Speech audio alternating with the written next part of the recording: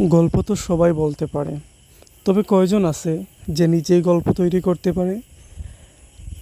আমিও এমন একজন যে গল্প নিজে তৈরি করার চেষ্টা করছিলাম। এই যে দেখুন, এটা অনেক আগের ভিডিও।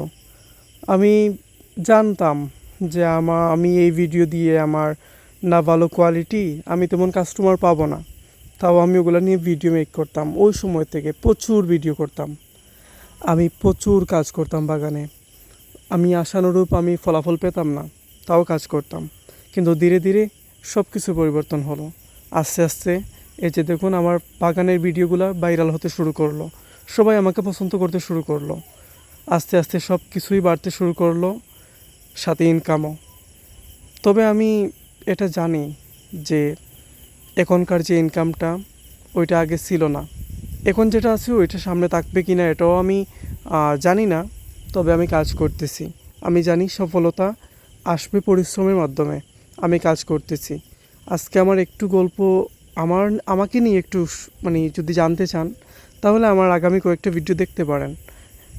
আপনারা হয়তো বুঝতে পারবেন যে আমিও খুবই পরিশ্রমের মধ্য দিয়ে তারপরে এই পর্যায়ে এসেছি।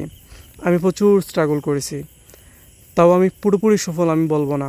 তবে আমি যতটা পারি, যতটা পারতেছি, ততটাই আমি কাজ করতেছি।